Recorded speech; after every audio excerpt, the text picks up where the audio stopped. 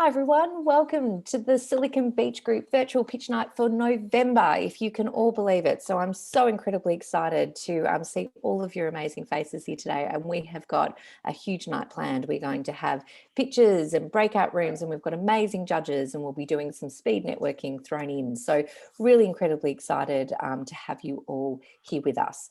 So before I go further, I'd like to, in the spirit of reconciliation, acknowledge that Silicon Beach acknowledges the traditional custodians of country throughout Australia and their connections to land, sea and community. We pay our respect to their elders, past, present, and extend that respect to all Aboriginal and Torres Strait Islander peoples today, and for those that are actually on the call as well. So I'd also like to begin tonight by just re-emphasising the primary mission of Silicon Beach Group. So it's to empower founders. Our vision is to create an environment where founders can feel supported, educated and empowered to fulfill their startup vision and values. And so tonight is all about providing a platform where they can feel really supported, comfortable, open and connected. So that's kind of the premise of everything that we do. Lots of positivity, lots of support and lots of constructive feedback is the theme for the night.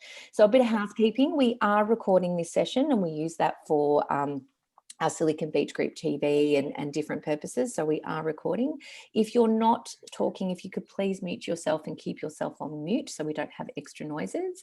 And we really, really encourage you to use the chat and make sure that you're, talking. You can put comments to the pictures as you go. We've got someone in the group who will be putting in little comments and details of how you can connect with our pitches and their website addresses and all those sorts of things. So keep the chat going and that'll be really fantastic. And before we go any further, let's do a quick little photo. So I'm going to make sure everyone smiles and we're just going to take a quick little photo. So we're not all, there we go. 3, 2, 1, smile. Perfect. Oh, we all look so fantastic. Thanks, everybody. That's it. We can relax now. We've got a good photo. Okay, so I am going to hand over to our leader of the Silicon Beach Group, David Hauser, to do some sponsorship announcements. Over to you, David. Thank you so much, Karen, and welcome from me as well to tonight's pitch night. We are a large community for like-minded entrepreneurs and founders, and what we're doing here, running a pitch night events and other events for you, would not be possible without the support of our beloved sponsors. And at the moment, we would like to welcome Adam from AppDemo Videos. Adam, would you please raise your hand and show yourself? It's good to be here. Thanks, David. Awesome. AppDemo Videos, they do videos for apps for startups to market their products. So thank you, Adam, for sponsoring our community. We have Yalma Digital Agency, it's a web and app development agency. I haven't seen Fires around, but he's supporting us for a long time. We have Allied Legal, startup coaching and legal advice company, which is sponsoring us for a while now. Welcome and thank you for your services. And we have Startup Onramp. I think we have Colin here. I saw him in the audience. I think he's a judge of tonight's event. Hey, everyone. Hey, Colin, thanks again for sponsoring us. Awesome. Yes, and we mentioned Colin is one of the judges. We will judge, we will rate your pitches for tonight, and we have some prizes. And oh my God, the first prize is such a honor. It's from YBF Ventures. It's a 3-month consecutive membership at their YBF when you either in Melbourne or in Sydney, valued at $4,800 to be used within 12 months, which includes a membership within Australia's top tech and innovation hub, 2 dedicated desks with ergonomic chairs, and access to over 165,000 worth of perks from partners, including IBM, Stripe, AWS, Leap, and chargers. Event services, workshops, including masterclasses, workshops. Oh my God, it's a lot. The only thing missing is a beetroot. It's amazing. Other prizes, AppDemo Videos, Adam, who you already got to know, he is offering a free app marketing consultation for one of the winners. And we have a prize from our beloved MC, Karen Finch, from Legally Yours. she will have an interview with one of the winners to promote your startup. And I think I'm running out of time already again. So quickly, we have sponsors, we have judges, we have prizes, but without our volunteers, our community partners, we would not be able to do it at all.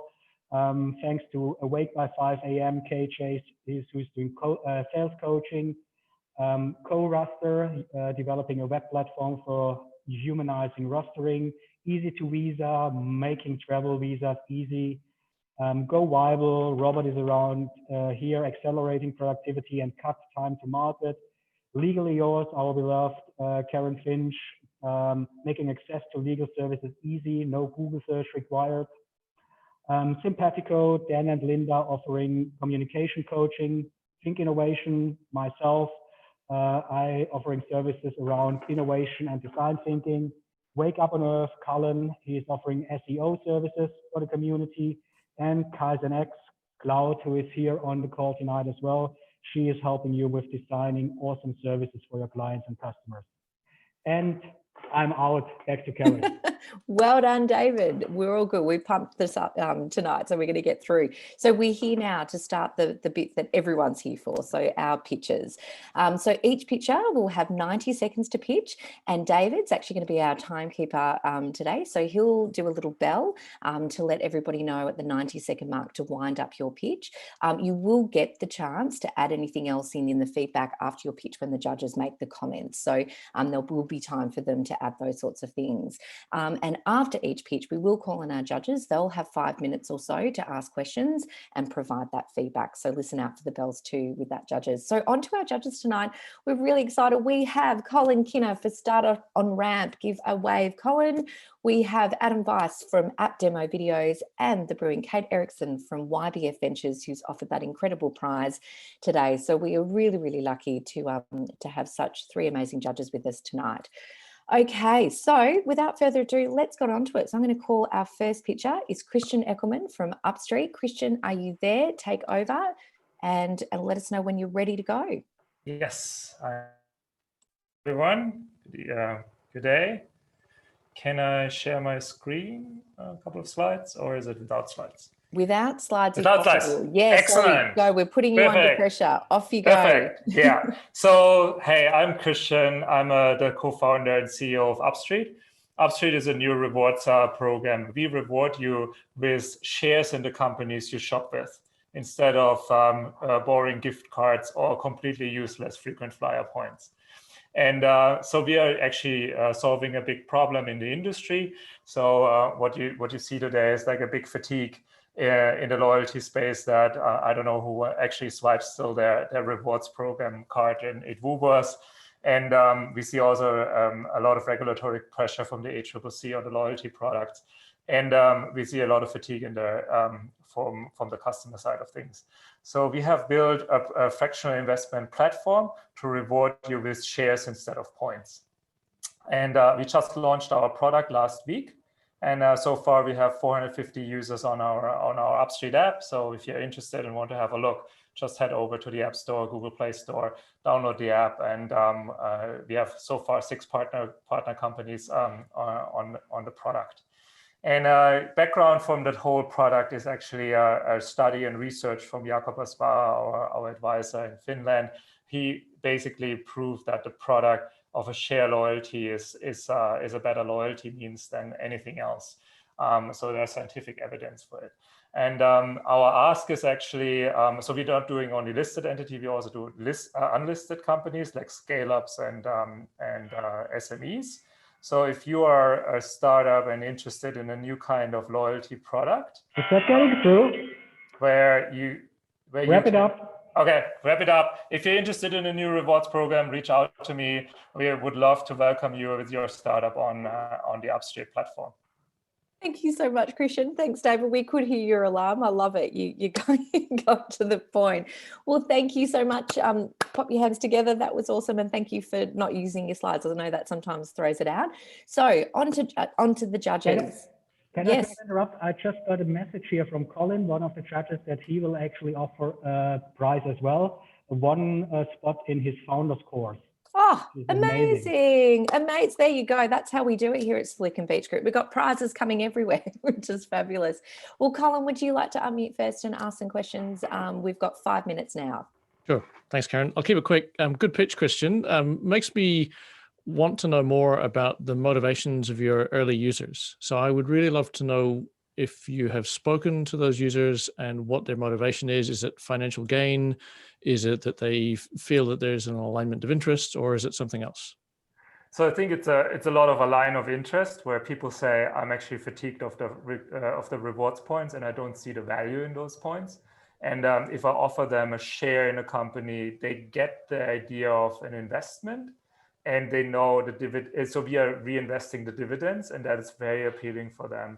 So especially in our targeted persona is the 30 to 50-year-old woman with 2 kids.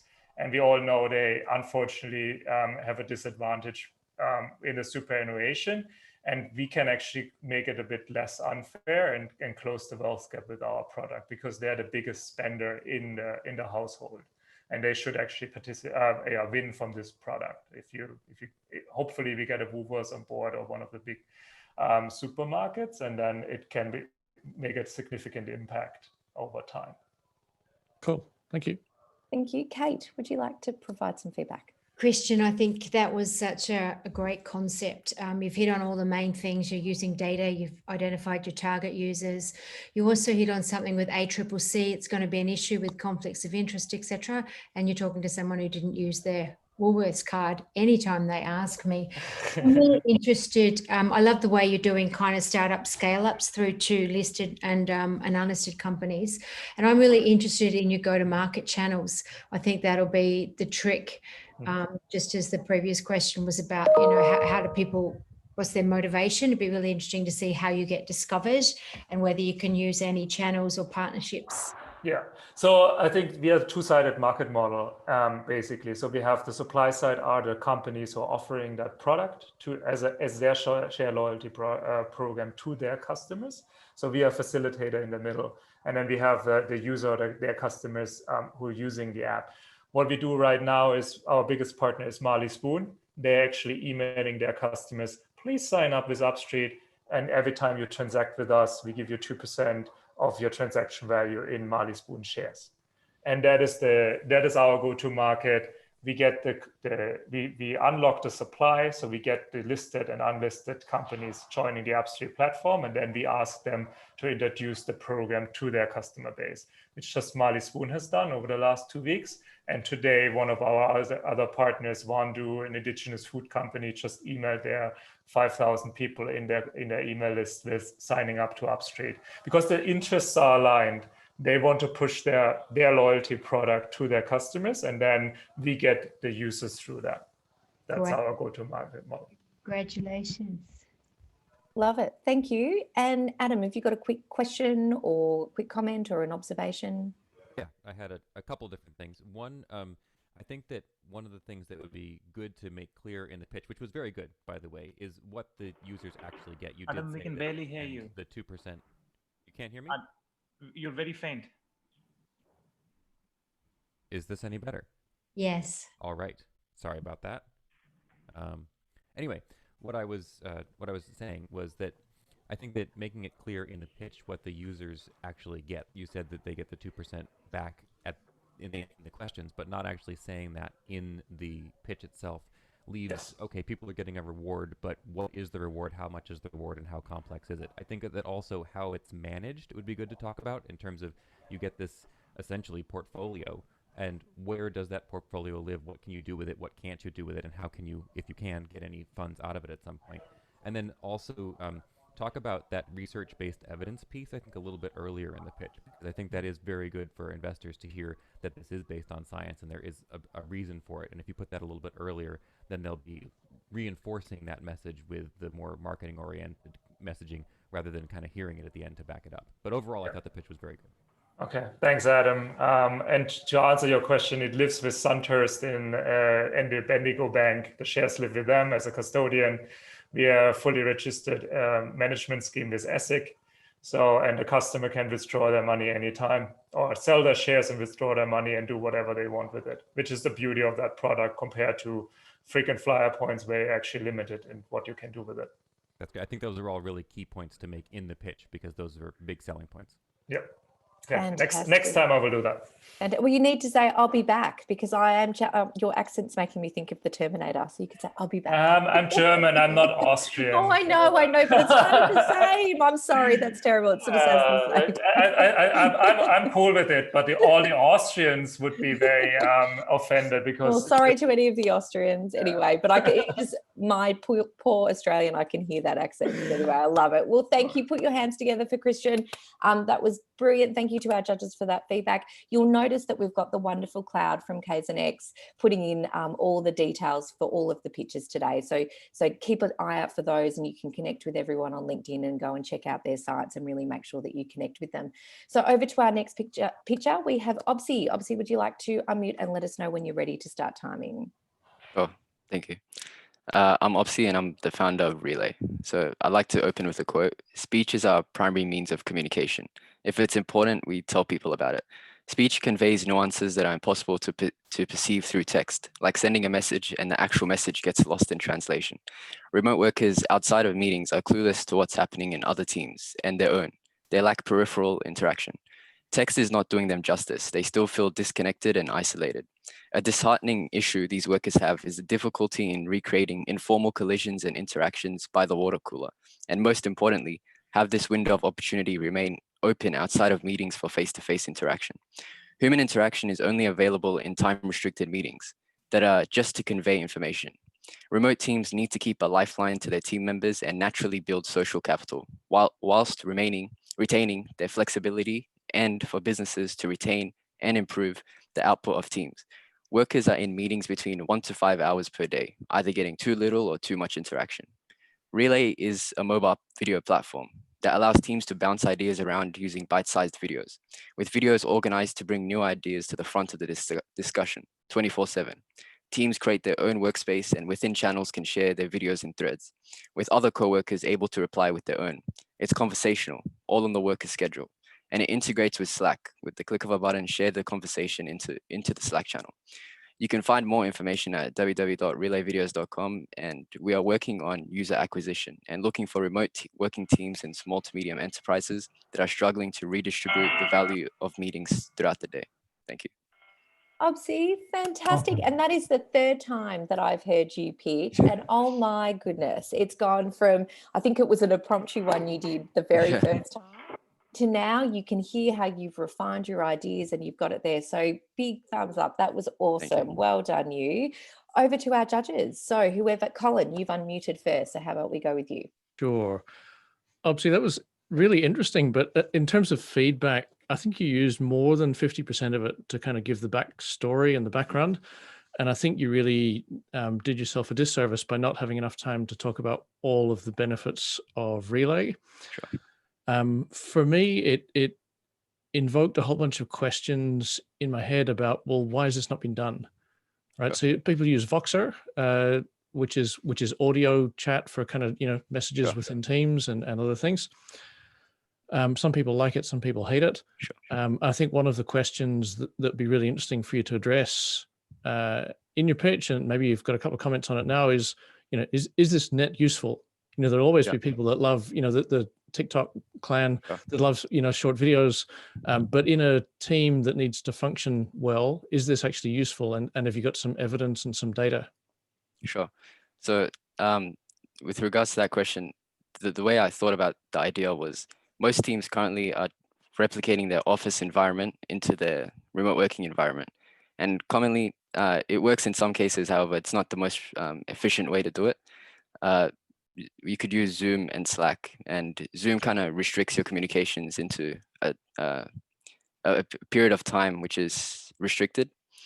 And the way I kind of ideated Relay was, how can I create a platform that kind of fully utilizes the remote working medium and kind of works around the worker's schedule? So I know that video can be kind of a laborious medium to communicate through, particularly since texting, it might be just a bit more easier to get the content across. However, I think the main thing I'm trying to work on is how can I organize the videos to work around the remote worker schedule, and also allow them to access the most important information the quickest. I think that's where most of the value is. Love it. Thank you, Obsie. Adam, over to you. Great. Good to see you again, Obsie. We've Thanks. spoken again, Yeah. as we've spoken in the past. I thought that one of the things I wanted to say first was that in terms of pitching online to a camera, your audio was very good with your headset. You have good lighting on yourself. You're not backlit. We can see you and we can hear you, and those are very, very good fundamentals when you're doing a pitch, Sure. no matter what. I think that in terms of giving the pitch, you did a very good job of going into a lot of detail and a lot of information. I agree that you should have more information about what Relay is earlier in the pitch and maybe a little bit less background. If you are going to have that background and reasoning, say what you are more than, you kind of said it 2/3 of the way Sure. through rather than right at the very beginning. Sure. Other thing that was really clear in terms of your messaging is that you were reading a script and you had worked out everything you were going to say beforehand. And I think that that's a good plan, but practice it more. It was clear that you were reading a script versus that you had worked this out and were going from a script. And Sure. if you can sound more like you're delivering it naturally, either deliver it naturally, either ditch the script and try to deliver it naturally, or practice it a bit more so that you can come across as a little bit more genuine rather than reading what could be somebody else's words. Sure.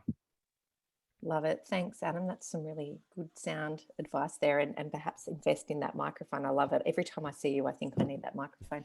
Kate, have you got some observations or feedback for Obsie? Yeah, Obsie, well done. I had some of the similar comments, so I won't repeat that. Mostly I was thinking, I get the core of the idea. It's really good and it's really meaningful to shift the behavior to the way we all live now. I was just wondering how it was going to work, where you find it, how you'd connect. Is it the HR people? Is it the digital people? Is it who's going to do this? Is it my agile team lead who's going to kind of implement this? So I think it'd be really good to understand what's the tapestry this fits into. And also I was wondering, what's your ask tonight? Was it to get sort of users, startups on board or companies on board? Sure. Yeah. My ask was for any team that's struggling to redistribute the value of their meetings throughout the day. So I'm working on user acquisition. So any teams that are interested, just let me know.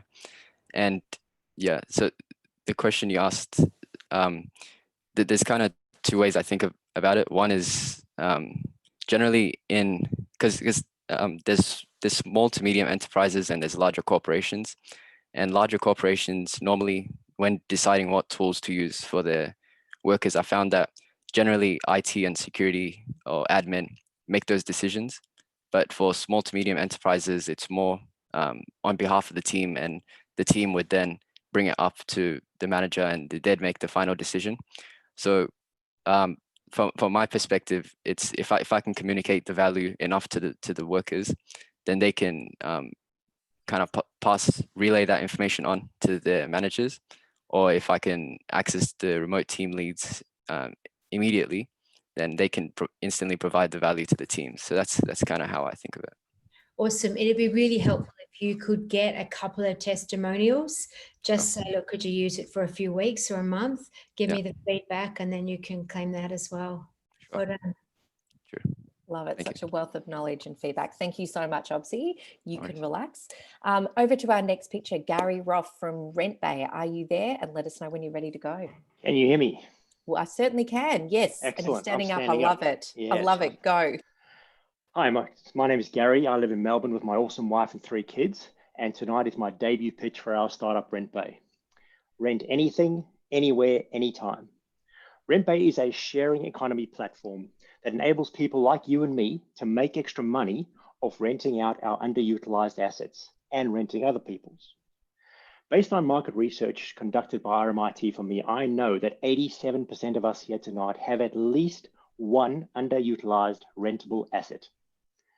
The problem we're going to solve is, you can rent houses, cars, bikes, clothing, tools, but you have to go to different companies and have a different experience for each one of these. We're going to bring all these items and more under one roof, offering one great customer experience. Perhaps you went to the horse races and you bought yourself a fantastic dress and a fascinator. It would have set you back anywhere between $300 and $1,000 for one-time use probably. Rather, you should have rented it on RentBay for 24 hours at a fraction of a cost. RentBay will make money by charging a service fee on successful rentals. Our website is in testing mode right now. It is about 4 weeks out from go live. Our asks tonight are, once we're live, please sign up, list something for rent or rent someone else's, and tell your family and friends, because RentBay is a community. We're looking to raise capital of between 500 and 700,000 to further build out the website and build out an app, to execute our already written marketing plan, and to employ a couple of people into the RentBay family. Thank you so much for listening to my pitch tonight. Well done, Gary. Yay. I'm putting a virtual kind of, everyone's putting their hands together. Well done. I love the stand up too. That was awesome. I love it. And add driveways, because you need to rent driveways, because every time I go to the station and I think, God, if I just lived across the road, I could rent their driveway anyway. So that's how my idea started. Oh, there you go. I feel like we connected. We've got the same thoughts in place. Yes. All right. All of our judges have unmuted. So I'm actually going to go with Kate. You go first this time. Thanks, Karen. Well done, Gary. I can see that would be a really valuable proposition. You presented well, and it was very clear what your value proposition was, particularly because we have disaggregated sites, so you're bringing them all together. What's the number one concern that customers have? Number one concern is security around their items. And so we're addressing that in two ways. Number one, a rentee, someone who's putting up something for rent, can charge a security deposit. And I'm also in discussion with a couple of insurance companies to offer a unique product to secure those items.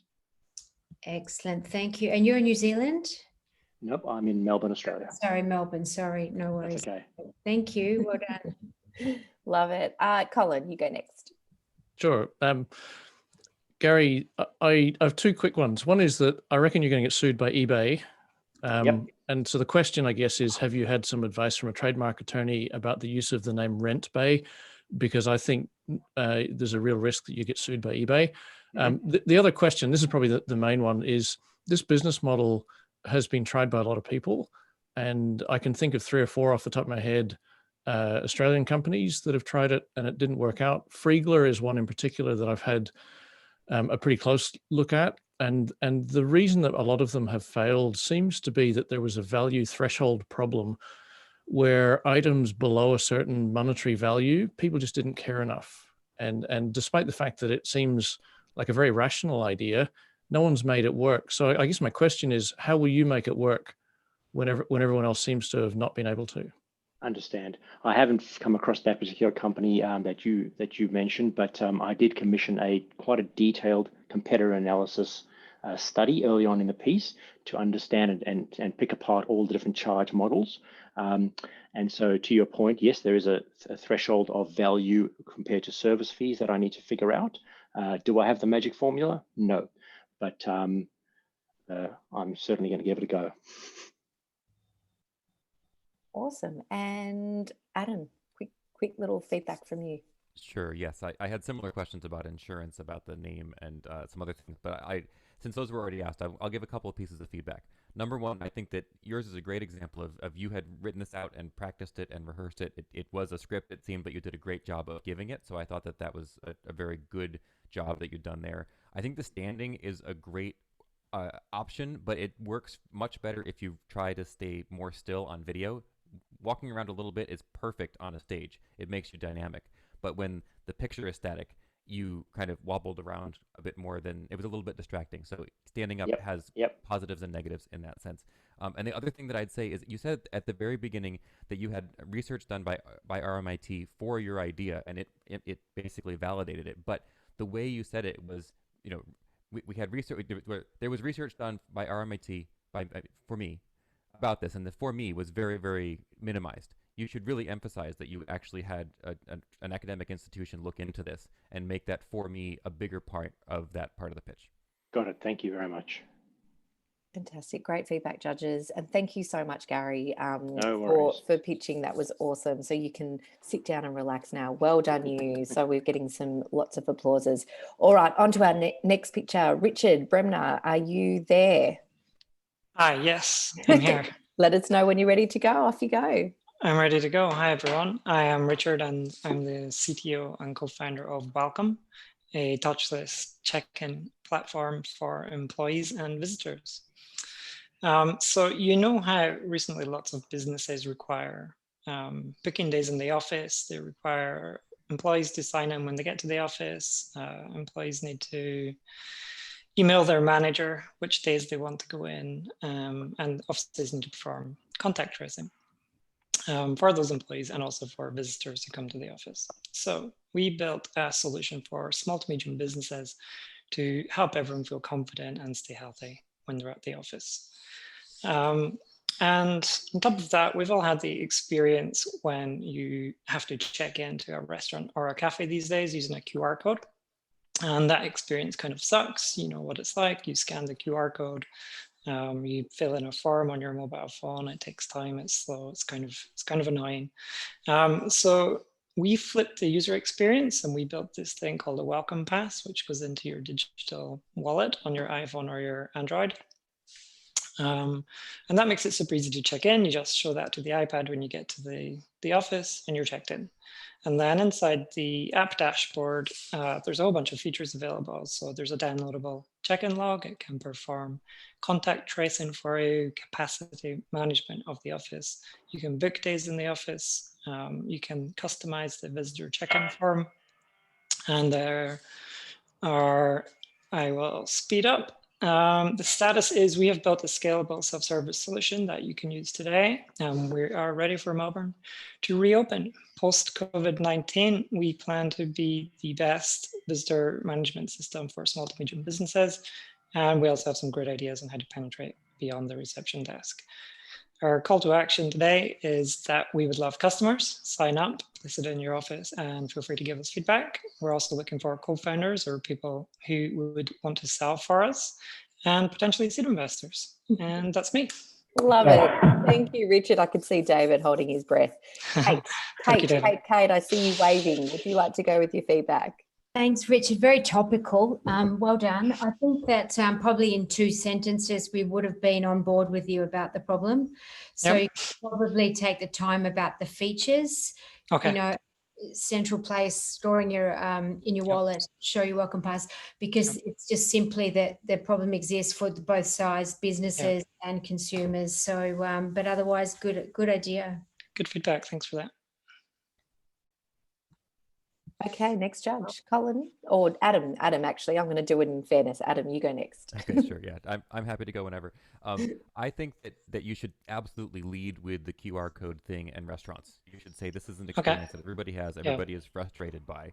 So we've flipped it around and made it so that they have to scan you. And that sounds a lot more like this is really going to make it easy for me. This will make it easier for everybody. And then if you explain how it's also not annoying for the office and in the office experience, and to maybe talk about how it could expand into other industries, those would all be good things. Everybody has this particular shared experience right now. It's unique in a long time in history that we all have to do this thing, and we all hate it. So you've solved that problem. So definitely start with that.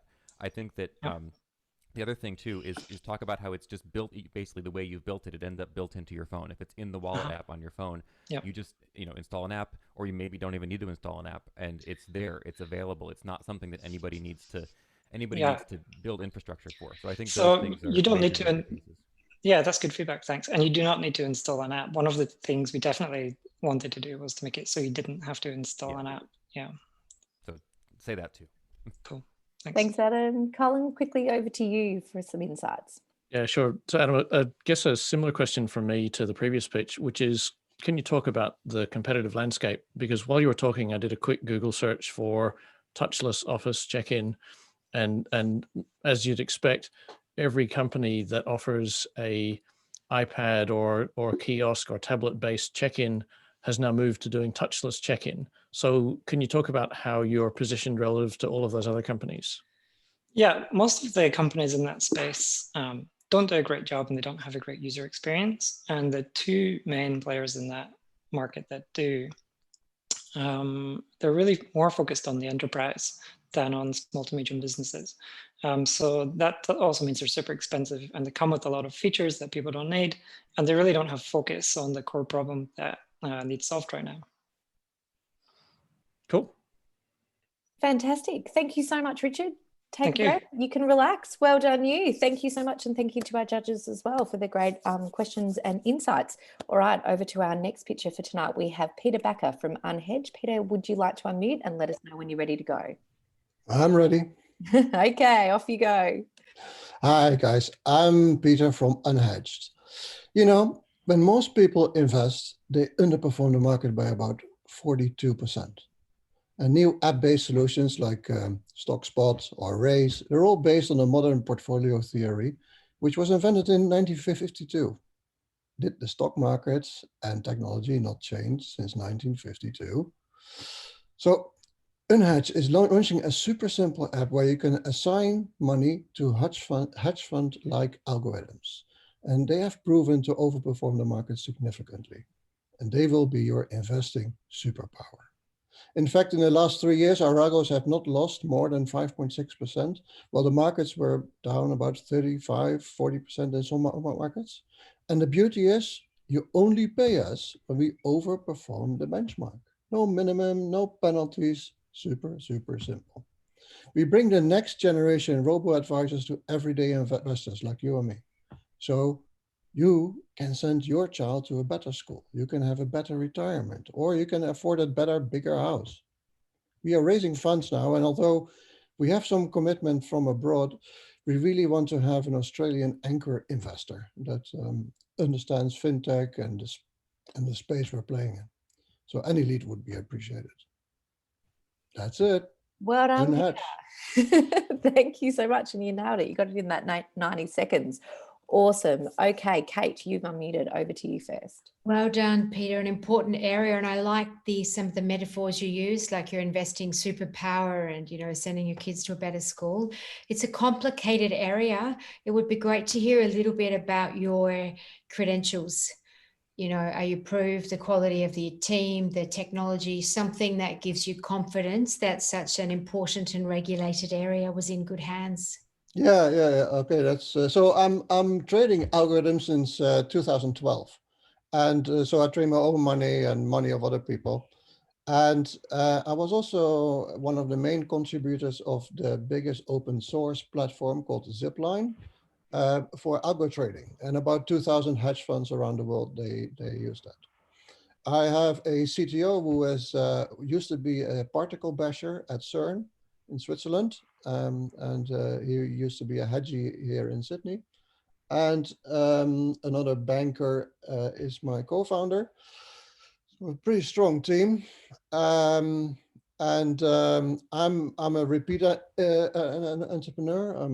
I'm a sucker for punishment. So I had my first company in 1997. Sold it in 2001. I sold one in 2003. Then I was a hired CEO for Brent Hoberman at lastminute.com. I became here in Australia the CMO of Aussie Farmers Direct. Then I wanted to go. Yeah, it's an amazing background, Peter. If you just bring that up, I think it will just really help with people's uncertainty about the area. But well done. Yeah. Fantastic. That is a very impressive CV. Adam, over to you. Great. So one of the main questions that I had as you were talking was, how do these algorithms actually basically compare how your algorithm works with other algorithms, and give a very brief explanation of how it is that they work. And then the other piece of actual presentation feedback that I would give, well, first of all, you did a great ask. You did a good job of explaining all of it. It fit in very well. The one piece of style advice is take the laptop off your lap. It was bouncing around the whole time that you were talking. Oh, Could make people feel a little seasick. So the main question is about, how do you explain how they work enough to make people comfortable, but not so much that you give things away? Yeah, it's that's fair. So, all the things like StockSpot and Raise, they use a formula that basically damps the movement of the market, right? And so basically in investment speak, you will lower the beta. And what we can do, and what hedge funds do, is we have detectors in the market that allows us to switch beta. So when the market goes down, we become negative beta, so we go up. And so that means that basically our strategy is smarter, more flexible, and will adjust to the market circumstances. While all the other investments are basically static rebalancing. They say it's investing in a formulaic way, but it's really static.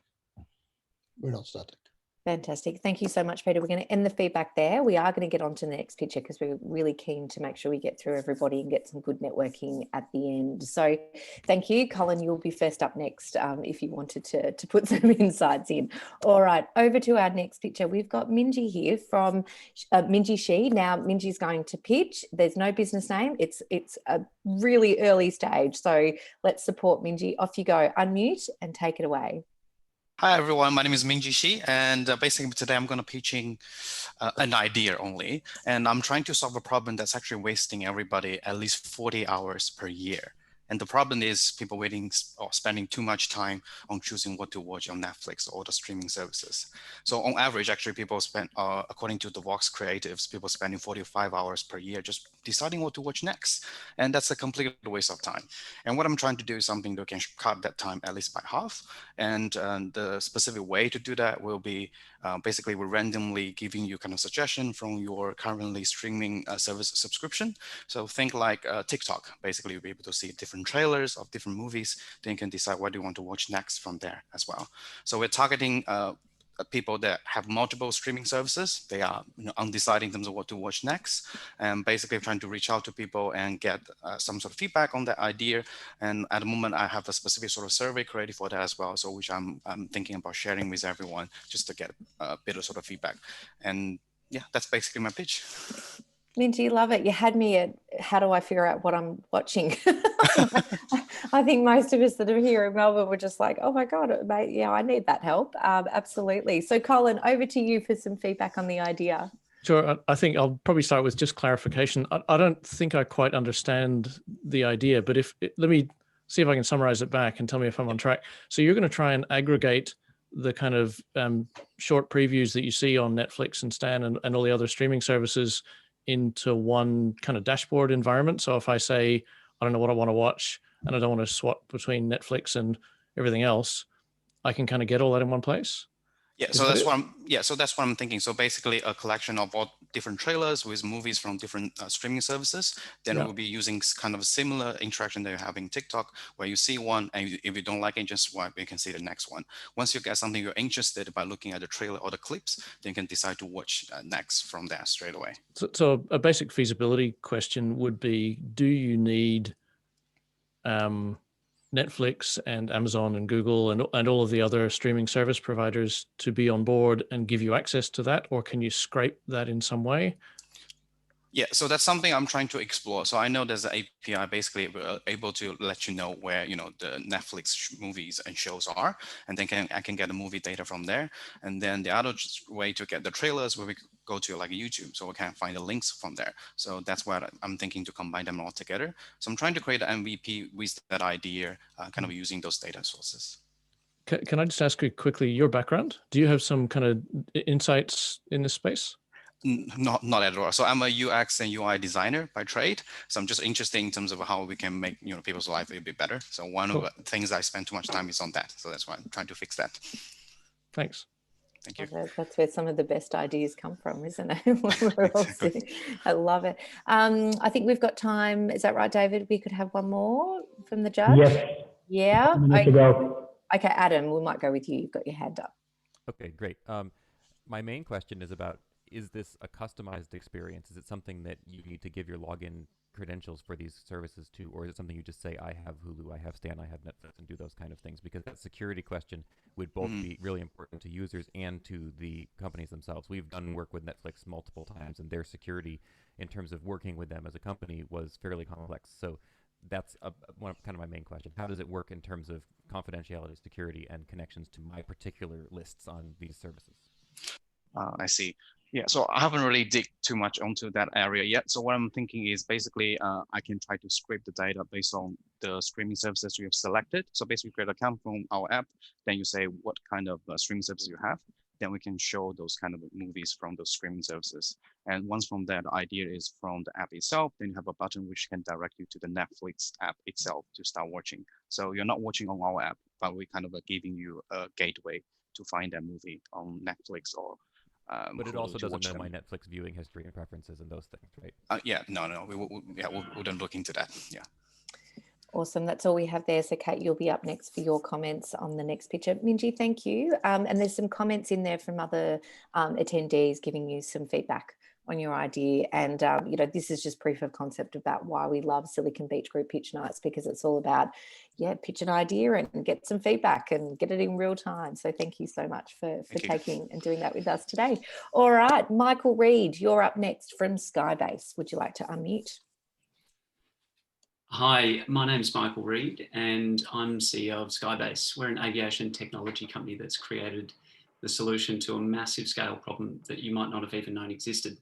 Actually, the world's in the grip of the worst locust plague in human history, and it's gripping many continents and it's getting worse month by month. Millions of people are about to starve and many will lose their livelihoods as well.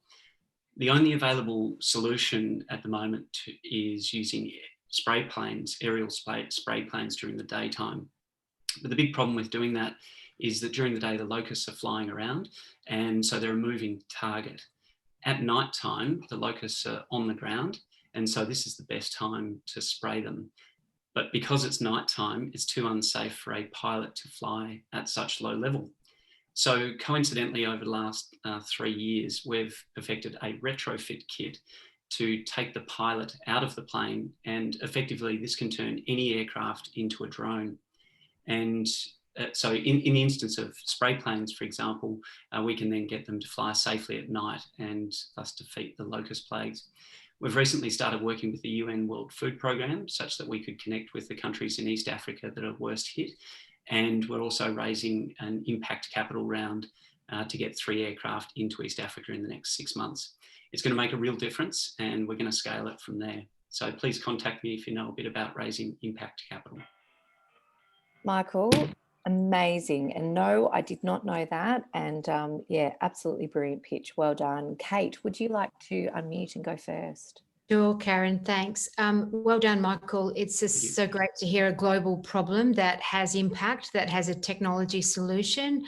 So that's excellent. I'd love to know a little bit of the data, really, of just really which countries and what's stopping it, or how much you need to raise that kind of magnitude to make it real. Yeah, sure. So the country that we're focused most on at the moment is Sudan.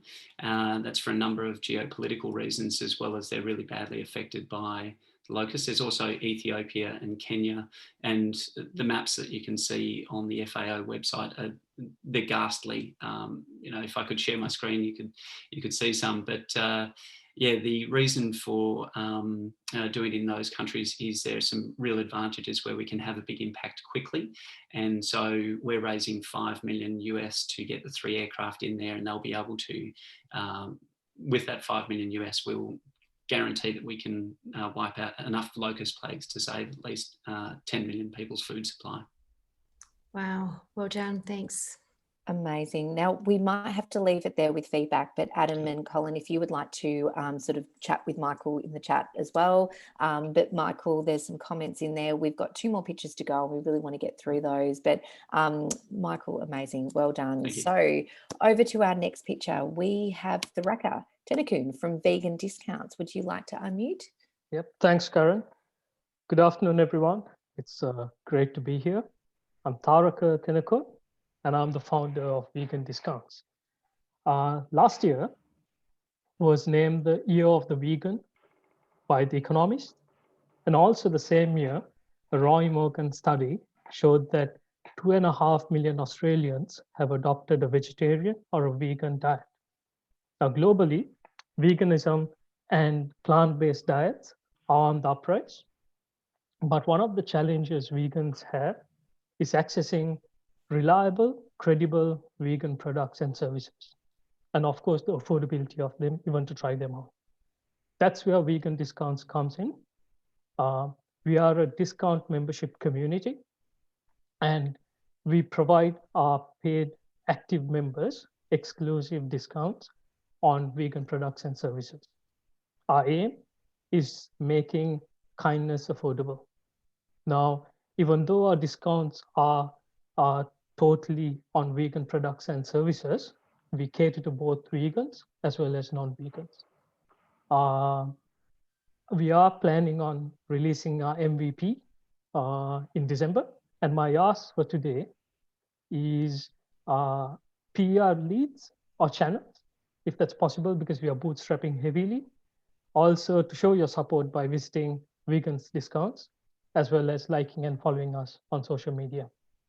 Thanks. And any questions, please feel free to ask. Amazing. And I have a vegan son who has been vegan now, I think, for 2 years. He's 13. So I think I've got your #1 customer there. He'll be going on there. And me too. Amazing. Thank you. Okay, Adam, would you like to provide some feedback? Yes, sure. So I feel like I'm qualified here because I've been vegan for more than 10 years. I think that the idea of, well, first of all, your ask was visit our website, but you didn't give the URL. So definitely give the URL, give the information about how people can find it. I think that the name is something that I would be curious about. I think that I've actually been involved in launching a couple of major vegan food businesses and two nonprofit organizations involved in that same plant-based space. So I'm happy to talk to you about some of those things. But I think the name, even as someone who would seek it out myself, if you're seeking a broad audience, it may turn people off. So I would think about how you would approach the idea that you're looking for, whether it's plant-based foods or just more healthy foods or whatever, not that it's necessarily healthy. Think about how you brand it as a main thing, and I'll keep it short to let anybody else talk. Thanks for that, Adam. Good. Thank you, Adam. And we might sort of keep it there and go on to our final picture. But Tharaka, please put any details you want, your contact details, all those kind of things in the chat. And obviously Colin and Kate can chat with you as well after. Okay, on to our final picture for tonight. We have Brendan Murphy from WillHQ.com. Would you like to unmute and go ahead with your pitch? Thank you very much, Karen. Okay, folks. My name is Brendan Murphy, and my startup, which is operational, is WillHQ.com. Now, our goal is to eliminate intestacy. Now, intestacy has nothing to do with the tentacles on an octopus or even male testicular health. It means dying without a will, something that happens to tens of millions worldwide every year, often creating horrendous problems, costs, stress, for family and for loved ones. So we're using technology to solve this problem. But my ask is, I need one more person for the founding team. A guru, a maestra, a genius, or someone who can promote this message via the multiple channels and strategies we have to Australia first and then beyond. Now, wills are clearly not sexy, but neither is internet search, rideshare, or even casual food delivery. What is sexy is taking a concept from birth and changing the world for the better, one will at a time. This is both a commercial opportunity and an under-recognized and very underserviced global market. And it's a real opportunity to do something positive in a manner that directly helps people, no matter their creed, gender, skin tint, nationality, or personal circumstances. Please help me to do this. Finish, you've heard my ask, it's a person. Now my giveaway. Statistically, at least half of you do not have a will. I'll put my contact details in the chat. Contact me. I'll give you a please make a will. Thank you. Brendan, that was awesome, but we just missed that last bit. You faded out, unfortunately. So the giveaway, did you just want to state your giveaway again? Oh, yes, so thanks, Karen. The giveaway is, I'll put my contact details in the chat, and anyone who contacts me who does not have a will, I'll give them a 50% discount. Fabulous. I'm so glad I got you to repeat that. Well done. And thank you for clearing up what intestacy means. As a lawyer, no one knows. So thank you. That was awesome. Colin, you've unmuted. Off you go. Sure. Brendan, what is it? What is WillHQ? What's the service that you provide? Because that was not explained. Right. It's a simple service to make a will online using technology and bearing in mind all of the restrictions and regulations that are current law and practice. It's making a will. Okay. That answer the question? I think it does. Kate, did you have a comment? Yeah, I did. Thanks, Brendan. I think that parts of that are clear. I imagine how devastating it is not to have one. I was wondering a similar thing to Colin, and that is, given the need is there and given the practice of making wills is there, it'd be great to hear a little bit about how WillHQ is new, different, rethinking something, using technology. What's the springboard for using WillHQ? What's the new and, Yeah, look, Kate, this is trying to fit, as I kind of briefly said in the email, 18 months of work and beating my head against the wall sort of 42 billion times in the next 10 seconds. So I'll try that. Basically, people don't believe they're going to die. So half the population doesn't make wills.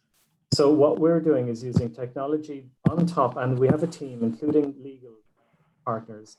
We're using technology to do the basic things first, and then to implement strategies that educate and promote. Now, I could very easily spend quite a bit of time explaining how toothpaste got adopted, how fizzy water got adopted, and how mindsets are changed. But the point here is that because of COVID, which is coincidental, the law is slightly and slowly changing so that you can transfer $1 billion property with no signature, paper, or contracts other than electronic. We're based on the idea that this is going to happen in a much, much simpler area. Together AI, legal practice, and a desire to educate. So it's a tough project. It's going to take time. Yeah, absolutely. Thank you for that. Thank you. And thanks, Kate. And Adam's put some comments in there for you too, Brendan, in the chat. So make sure that you have a look at those. I just thought I'd direct you to as well. There is actually a working committee of lawyers that are looking into the electronic signing of wills in Australia. So if you'd like those contact details, I'll let you know. So I think I was part of a working committee that did the first will online and signed it online to try and show how robust that procedure is, because I know lawyers, yeah, totally freak out when we start talking about not using the same pen. But anyway, I'm with you. So I'll put my direct, I'll give you my direct email address. And okay. That too. So thank you so much, Brendan. So that brings us to the end of the pitching section, which means that we're going to do some speed networking in some breakout rooms. So the fantastic Rajat from the Melbourne Silicon Beach group, he's actually has nominated and put us all in rooms.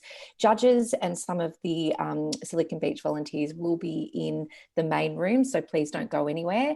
And we'll have some speed networking. We'll be back to announce the prizes, so don't go anywhere because we will be announcing those prizes very soon. All right, Rajat, over to you. All right, thanks, Karen. So here's how this will work. So you've heard from the judges and you've got some really good feedback. Now, this is your opportunity to get some feedback from all of us who have come for this event today. So what I'll do is, I see that Christian's probably left. So there's 1, 2, 3, 4, 5, 6, 7, 8, 9. Just give me a second, Raja, to interrupt you. I forgot we have to switch off the recording. Yes. Otherwise, the breakout rooms will destroy the recording. Absolutely. So before you hit record, before you end record, let me do a quick little thank you. So I just want to thank so much our judges, Colin and Kate and Adam, because without you, we wouldn't be having this wonderful, robust conversation. So thank you so much to all of you. And then thank you to all the pitches tonight. I absolutely love hearing all the ideas. It gets me so excited and so much energy in the room. And thank you so much for making this night for what it is. And obviously, thank you to all of the people that have attended with all their warm warm comments and support and all those kind of things, and to all my organisers on the pitch team, because obviously this takes a bit of effort to get. So bravo to all of you. Okay, end the recording there. Yeah, and thank you, Karen. It's all good.